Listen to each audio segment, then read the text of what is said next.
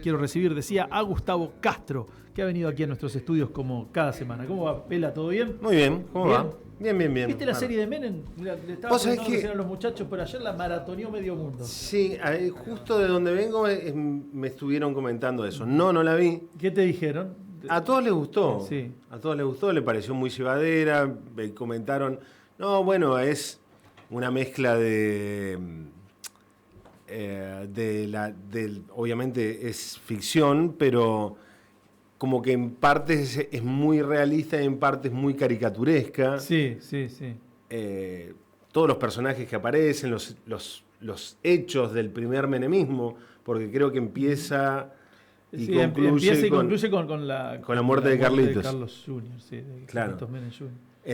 Entonces, ese primer menemismo podría dar lugar a que esta sea la primera temporada, pero no la última. Da esa sensación. Y que es muy, muy entretenida. Muy entretenida, sí. Con algunas caracterizaciones muy buenas y con un contenido que, si vos lo proyectás al presente, tiene algunas similitudes o algunas coincidencias, tal vez más forzadas, tal vez menos, pero que hay puntos de contacto. Muchos. Sí. Con lo que muestra al menos de aquel menemismo a la etapa o la experiencia libertaria de hoy. Sí, que de hecho reivindica el menemismo, ¿no? Sí, claro, es un prócer para Javier Milei. Sí, claro. De todas maneras, también por ahí escuchaba algunos comentarios de amigos que la vieron y demás y que te dicen, che, no, sale bien parado Menem, no, che, sale mal parado Menem, las que le hicieron son menemistas, los que le hicieron no son menemistas. También generó eso y me parece que en todo caso, yo hacía una comparación, cuando hicieron la serie de Pablo Escobar, salvando las distancias porque Menem tan lejos no llegó, no le dieron tiempo. Salvando las distancias, cuando hicieron la serie de Pablo Escobar, que fue tan exitosa, en realidad era una serie para destrozarlo a Pablo Escobar, pero la actuación de Parra, ese actor que se convirtió en entrañable para el público argentino. De la libretica. El de la libretica y demás, todos esos giros hizo que al terminabas encariñando con el personaje. Claro. Y salvando la distancia, a mí la sensación que me dejó es que es tan contundente el laburo de Sbaraglia en la parte actuada, en la parte que es cierto, en algún punto caricaturizada, y después de otro lugar también. Le ha sacado, en general los porteños cuando se ponen a hacer tonadas de provincia la chocan. Sí. Pero no ha sido el caso este, le ha sacado tan bien el tono que me parece que se roba la serie Sbaraglia y ya no hay vuelta atrás de cómo no encariñarse con ese personaje. Claro. Lo que entonces pasa es que al que no lo padeció 10 años como presidente, al que no lo echaron del laburo, no le remataron las empresas del Estado, no fueron al velorio del almirante Rojas, ni hicieron las relaciones carnales con Estados Unidos y todo, lo viven como una anécdota. La verdad que parece muy pintoresco el personaje. Bueno, y te muestra la corrupción, te muestra el poder, eso es cierto, ¿no? Bueno, es que está para verla. Era un personaje pintoresco, Menem. Lo era, claramente lo era. Lo era. Más allá de la opinión, en nuestro caso seguramente negativa en líneas generales de la experiencia del menemismo, la figura de Carlos Menem tenía mucho magnetismo. El tipo era un encantador de serpientes. Y lo expresa la serie. Eso era así. Y después me parece que también rescata... además, sin saber mucho del tema, me da la sensación de que Leonardo Sbaraglia es un actor lo suficientemente bueno y versátil como de hacer prácticamente lo que se te ocurra. Tremendo, sí. Y no hay que... digo dos cosas más. Una, me parece que para los que somos apasionados por cómo se relaciona hoy la política con la gente en tiempos de hablarse del divorcio de la política y la gente y de las redes sociales y etcétera, la verdad que cuando uno ve, porque Menem así lo expresó, el cara a cara que el tipo tenía con la gente, increíble, que le permitió inclusive ganar esa interna que está muy bien expresada en la serie, que nadie daba 2 pesos porque sucediera con Antonio Cafiero. Sí, claro. Lo gana cara a cara con la gente. Y el cara a cara con la gente, yo tengo la idea de que sigue garpando. Sí. Por derecha y por izquierda. Contrariamente a esa cosa más técnica, profesionalizada de las redes, que uno no dice que no tiene que estar. No, por supuesto. Pero si vos querés, qué sé yo, sacalo a alguien que te pueda caer simpático. El gobernador Puyaro ganó las elecciones con un desgaste del peronismo, etcétera, etcétera, pero con redes, con plata, claro. Pero recorrió toda la provincia. Claro, con una receta bastante parecida a esa artesanal. Esa idea de que en las antípodas ideológicas con la historia del Clio. Sí. Se recorrió en toda la provincia, desde la ciudad más grande hasta el pueblo más chico. Por eso digo yo, no subestimar eso. No. Es un laburo, es un trabajo político, militante, que exige su esfuerzo. Tenés que tener la vocación de hacerlo porque es extenuante. Ahora, yo reivindico eso. Sí, claro.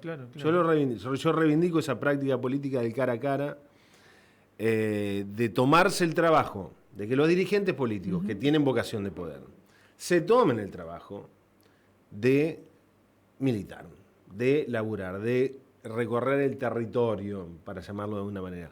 Todos. Yo me acuerdo, a propósito de esto de Menem y la interna Menem-Cafiero, yo me acuerdo en mi pequeña ciudad que fueron los dos a hacer actos en Coronda. Lo que implicaba 20.000 habitantes, 19, 18.000 habitantes. Claro, lo que implicaba para el tipo de ahí. Pero ¿sabés lo que era eso? Sentirse parte, decir, che, existo. Increíble. Los dos candidatos del peronismo, Cafiero y Menem, hicieron actos en una ciudad de 20.000 habitantes del interior de la provincia de Santa Fe, como lo deben haber hecho en tantos otros lugares similares. Sí, claro. Actos que a escala eran multitudinarios, imposibles de ver en una ciudad tan pequeña. Y yo recuerdo lo de Cafiero, pero especialmente lo de Menem. Me llamó mucho la atención. Yo era bastante joven, era un pibe todavía, estaba entrando a la adolescencia. Y lo veo ahí, y después lo vi cuando llegó ya siendo presidente, porque una de las frases que usaba era: yo voy a volver a este mismo lugar siendo presidente. A los años va a Coronda para la maratón. ¿Te acordás? Sí. Año 92. Sí. No sé si era Reutemann gobernador. Reutemann llegaba de la mano de él, entonces va a bancar. Va a una carrera que le encantaba y que en la serie lo deja bien en claro, ¿no? Claro, exactamente. Se dedicaba más a eso que al... Sí, era espectacular para eso. Y el tipo, yo no sé si alguien se lo recordó o si su propia virtud política se lo insinuó, o si repetía esto en todos lados y recordó que había estado en Coronda. Entonces, yo estuve en Coronda hace unos años y dije que iba a volver como presidente, y acá estoy como presidente. ¿Te imaginás? Para la gente de un pueblo, el presidente te diga eso, en un momento además ya con la convertibilidad en vigencia, en desarrollo, ya con la inflación, recordemos, ¿no? Hiperinflación de Alfonsín, hiperinflación de Menem, con Herman González, llega la convertibilidad. Entre paréntesis me dicen que Campi hace muy bien a Caballo, sí. Y la inflación desacelerando rápidamente, que tiene algunas, no exactamente, pero tiene alguna reminiscencia, aquella experiencia, a lo que estamos viendo hoy con esta suerte de intento de semiconvertibilidad bis, con los problemas que tiene más rápidamente el actual modelo, porque entre otras cosas, en aquel primer menemismo tenías un montón de empresas para privatizar. Claro, ahora no están las joyas de la abuela, digamos. Cuando vas a buscar al fondo no quedó nada ya. En aquella magnitud, en aquella dimensión, no. En ese momento era descomunal lo que había, que también está explicitado en la serie. Claro. Y bueno, y con respecto a esto de poner el cuerpo que vos estabas citando, me estaba fijando mientras hablabas, cuando se dan esas campañas, que fueron en el 89, ¿no? Claro. Se sabía que el que ganara las elecciones iba a ser el próximo presidente de la Argentina, porque Alfonsín estaba en la cuenta regresiva y nadie podía presuponer. Otra discusión es que aún así Angelós sacó un montón de votos. Cuando hablamos siempre de lo que es el voto antiperonista en la Argentina. Pase lo que pase, hay un piso alto. Sí. Pero un detalle, en este cuerpo a cuerpo no eran pendejos Menem ni Angelós. en ese poner el cuerpo para recorrer. Menem es del 30, es decir que tenía 59 pirulos cuando Menem se hace ese maratón. Había sido gobernador en el 73 de La Rioja. Claro. Ya en el 73. Y Cafiero es del 22. Con lo cual ya estaba arriba de los 60 pirulos cuando ponían la joroba y andaban pueblo por pueblo. No había tantos hoteles 5 estrellas, no había siquiera vehículos que te pudieran... Es decir, no había una van de Mercedes-Benz para tirarse un rato atrás. De hecho, está muy bien también mostrado en la serie el Menemóvil. El Menemóvil. Que era un colectivo grandote, pero de porquería, ¿viste? Sí. Y bueno, y vos después decías, lo de Cavallo, vale también las otras actuaciones. Este muchacho que hace de Cavallo, Griselda Siciliani en el rol de Zulema. Hay algunas actuaciones descollantes. Juan Minujín haciendo de un personaje de ficción, que es un poco el que va narrando la serie, un personaje bien riojano, que es fotógrafo, que no lo quería a Menem y que también ahí lo muestra a Menem como el gran seductor, porque logra seducirlo y tenerlo a la par por el resto de los años. Bueno, también hay algunas actuaciones descomunales de unos actores argentinos y actrices que son espectaculares. Digo, a veces los que se pasan yendo al cine club a ver cine iraní y nosotros que somos amantes de las series nórdicas tenemos unas cosas geniales también en la Argentina. Sí, extraordinario. Bueno, voy amigo, a ver si el fin de semana... Tomate un tiempo, que no es tanto. No, te la morfás en... 3 porrones, creo que es una maratoneada. Excelente. Gran idea. Es económica. Son 6 lucas 500. No, claro, 3 porrones. Si planazo. le ponés, qué sé yo, palito y maní, 8. Sí, un poco.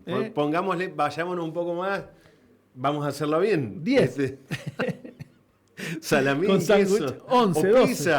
Pizza, ya que estamos hablando, faltaría el champán, pero bueno, con 15, no nos da. Con 15 lucas, Pela. Te la maratoneás con 15 lucas y excelente. Comida incluida y bebida. Pero no viniste a hablar de eso. No, en principio no. Hoy es un día importante a nivel nacional porque estamos en la previa de sesiones legislativas, concretamente en el Senado, que pueden significar un dolor de cabeza, una ñapi, una cachetada, un tincazo, según cómo termine saliendo la cosa, un tirón de orejas de los gobernadores, 23 gobernadores y un jefe porteño, un jefe de gobierno, el caso de Jorge Macri, al presidente de la Nación en cuanto, yo creo, tiene más en los proyectos que impulsan todos los gobernadores, genera un golpe más político que económico, presupuestario. Sí, es decir, la distribución, la coparticipación automática de la plata de los ATN, de los aportes del Tesoro Nacional, que eso siempre fue facultad discrecional del presidente, lo que pasa es que en este caso no los está gastando, salvo situaciones muy puntuales, de acuerdos políticos muy puntuales con algunos gobernadores. Bueno, durante el menemismo, los ATN eran un revoleo espectacular. Otra que a dedo. Claro, exactamente. Que habían nacido supuestamente para atender situaciones de crisis financieras. Y después, lo del impuesto, la coparticipación automática del impuesto a los combustibles. ¿Qué es lo que dicen los gobernadores? Esa plata con la que vos acumulás superávit, esa plata es nuestra. Porque el impuesto a los combustibles tiene, por ejemplo, como asignación específica, lo que era el Fondo Compensador del Transporte, los subsidios a la tarifa del boleto de colectivo. Y no lo dicen por antojo, lo dicen porque están avalados por la legislación. Bueno, claro, eso tenía, el impuesto a los combustibles tenía esta asignación específica. El Fondo Compensador del Transporte, los subsidios a las tarifas. No llegó más esa plata, la gente acá tiene que pagar el triple, el cuádruple, el colectivo. El mantenimiento de la red vial. Sabemos que eso, el mantenimiento de las rutas, la Nación ha decidido no cortar ni el pasto. De hecho, ahora, en una de estas puestas en escena de Sturzenegger, eliminó Vialidad Nacional. Entonces dicen, nosotros nos estamos haciendo cargo del mantenimiento de las rutas nacionales, cosa que debería ser trabajo de ustedes. Y ustedes siguen recaudando ese mismo impuesto, entonces dame esa plata.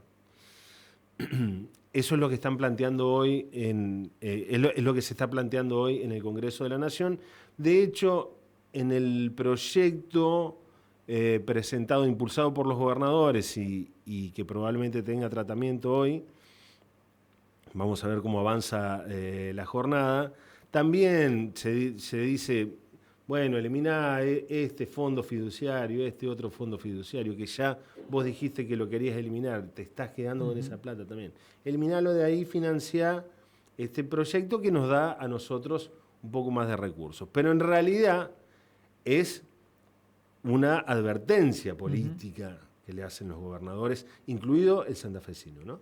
Incluido Maximiliano Puyaro, que según versiones fue uno de los que más protagonizó esta movida. Es avisar, no solamente vos estás haciendo superávit con la nuestra, nosotros te votamos todo en el Congreso, vos no nos das un mango y encima ahora vemos que nos abrís desafíos electorales en nuestras provincias, en lo que a nosotros nos interesa, que son las legislaturas locales. O en el caso, por ejemplo, de Valdés, en Corrientes, que fue uno de los máximos dadores de gobernabilidad a la gestión de Milei, le dijeron, bueno, vos no tenés más reelección, listo, el gobernador ahora lo ponemos nosotros. Yo, claro. Entonces Valdés dice, ¿cuál es el negocio?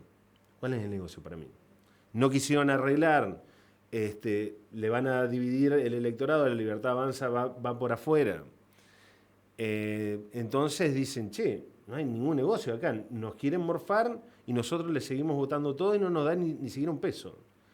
Entonces es una especie de sosegate. Ojo, porque si te queremos hacer daño, lo podemos hacer. Por ahora es un aviso. El gobierno nacional encima no tuvo mejor idea que recurrir a otro santafesino, Alejandro Fantino. Sí, nosotros hoy pusimos el audio porque no tiene desperdicio. Claro, bueno. Salió una versión editada primero. Pero la otra es peor. La otra es peor en términos de que demuestra la vulnerabilidad del programa económico. Y nosotros decíamos hoy, Gustavo, si empieza a aparecer otro detalle, que es cierta incapacidad para que el gobierno tenga manejo de la política. Es como que se agotó el tiempo. Exactamente. De pararse de mano en las redes sociales y con 5 tuiteros. Sí. Porque como respuesta a todo esto que vos detallabas, que en todo caso se tradujo desde lo simbólico en el vaciamiento del acto de Tucumán, bueno, claro, y en lo concreto en lo que va a suceder hoy en la Cámara de Senadores. Y a esa respuesta le haces una operación con un comunicador que además hasta maneja un lenguaje por afuera del código de la política. No es Neustadt, por volver a la serie de Menem. No. Es un tipo que la va de canchero y que utiliza los mandriles, los cuclas. Claro, un vocabulario más afín a la idea del presidente. Si esa es la respuesta a un hecho fuertemente político, empezás a desnudar que esa expertise para dirimir las cuestiones que siempre son desde la política, tampoco lo tenés.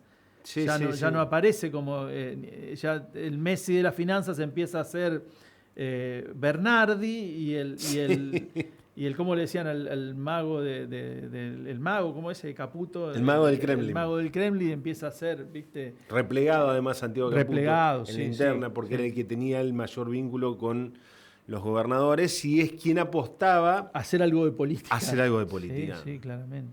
Decía, bueno, nosotros tenemos que llegar a algún tipo de acuerdo con los gobernadores para tener mayor fortaleza en el Congreso, hacer alianzas que nos den gobernabilidad, como vino ocurriendo hasta ahora, pero algo le tenemos que dar a cambio, digamos, o le damos plata, pero plata no hay, bueno, entonces no le rompamos los quinotos con su gobernabilidad interna. En cambio, el planteo del carinismo, digamos, Carina, Lule y Martín Menem, otra recidiva. Nunca nos falten.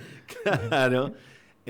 Otras figuras que vienen mayormente del peronismo, del menemismo, Sebastián Pareja, dicen, no, nosotros tenemos que ir a avanzar en todos lados, porque si nosotros nos metemos en las legislaturas de ellos, podemos tenemos mayor capacidad de condicionamiento y no que ellos nos condicionen solamente a nosotros. Es una jugada audaz. Ahora te pregunto... Ahora, tiene sus riesgos que pueden, por ejemplo, ser lo de hoy. Está bien, pero te pregunto, ¿qué harías en ese caso? Porque si la Libertad Avanza no arma en el auge de su gobierno, que suele ser el año y medio, sí, claro. ¿Cuándo arma después? Tiene su lógica. No es descabellado. No.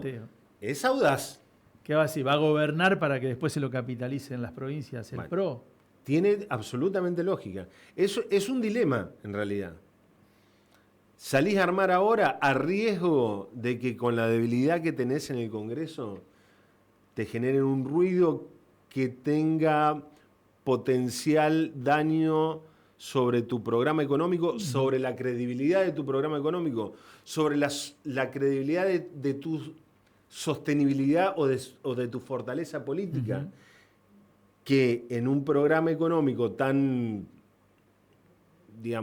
poco consistente, cualquier ruido, incluso político, te termina haciendo daño, que es lo que dijo ayer Fantino, y después trató de decir Caputo cuando se dio cuenta de lo que había generado. Claro, lo que estoy diciendo es que mi programa le entran por la política, se va el dólar a las nubes, etcétera, etcétera. Sí, sonó a Macri diciendo les voy a hacer mucho daño. Claro, exactamente. Y lo otro, digo yo, en esto de hipotetizar sobre el armado posterior, así como los gobernadores se sienten enojados porque Milei les incumplió la palabra y lo han podido corroborar, ¿quién le garantiza a Milei que si Milei cae en desgracia después del segundo año de su gestión y con una presidencial en el camino en la que a Milei no llegue muy bien plantado, que esos gobernadores que le garantizaron gobernabilidad, si Milei acuerda con ellos ahora y les deja armar las listas de sus provincias, después van a poner esas listas al servicio de Milei? Ninguna. Entonces, no es descabellado el planteo. No.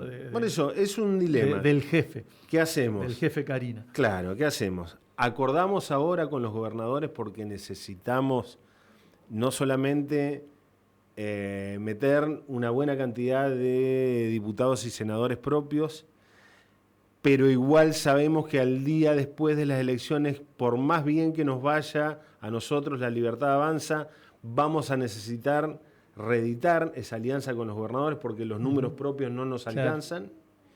Y entonces acordamos ahora, o salimos ahora a construir una fuerza propia en todo el territorio argentino, no solamente para juntar diputados y senadores nacionales, sino para también meter concejales, meter sobre todo diputados y senadores provinciales, que nos permitan a nosotros tener un anclaje territorial, pero también condicionar a los gobernadores, porque si no, los gobernadores al día siguiente nos van a cagar, para decirlo en criollo. Entonces, tenés un dilema ahí.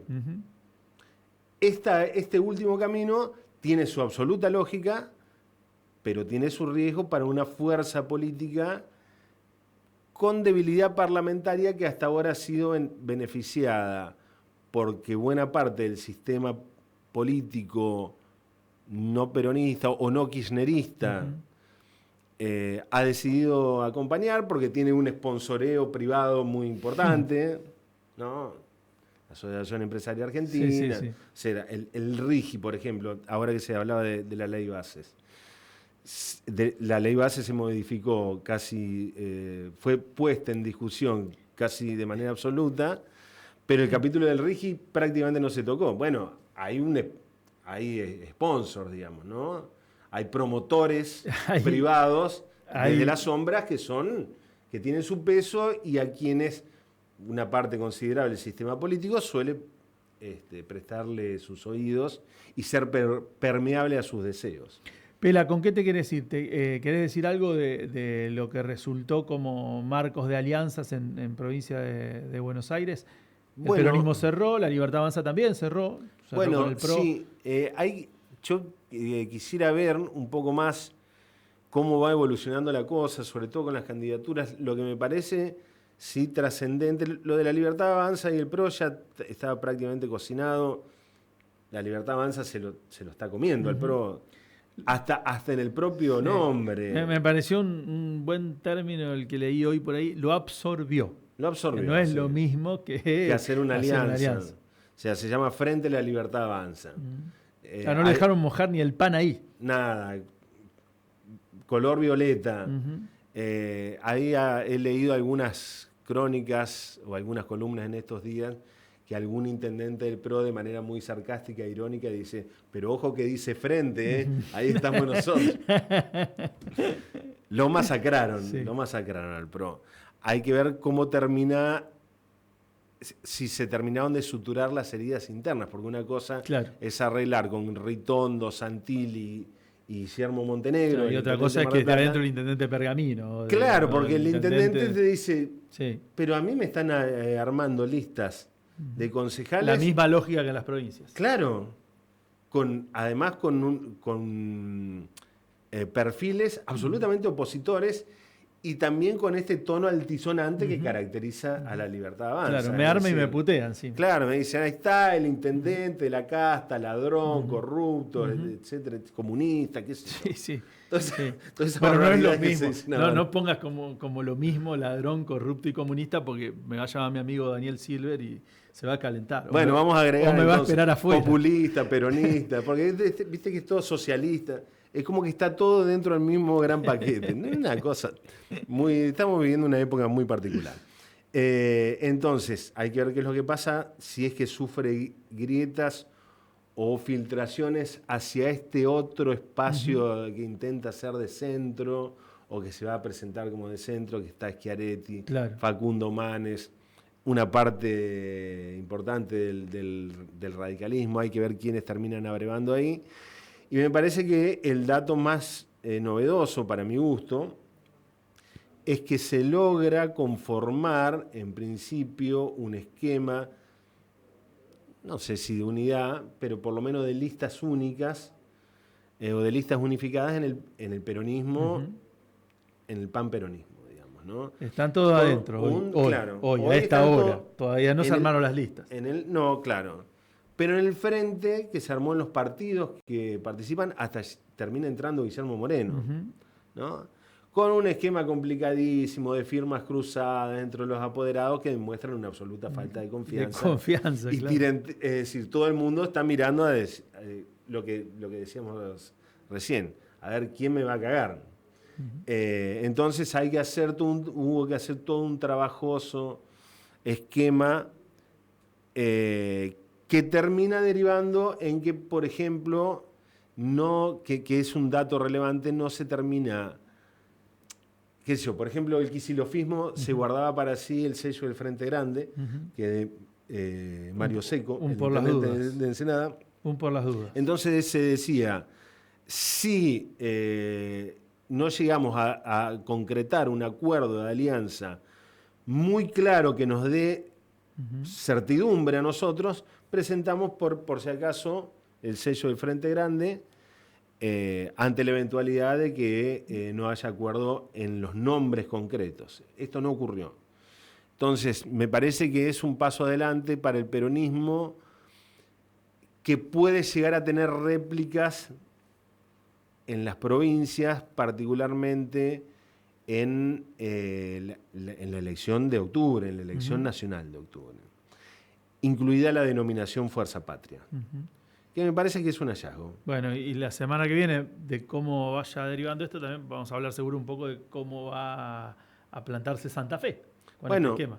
Que es todavía toda una gran incógnita. Claro, ahí va. Gracias, Pela. A vos. Gustavo Castro con nosotros. Hasta la semana que viene, hombre.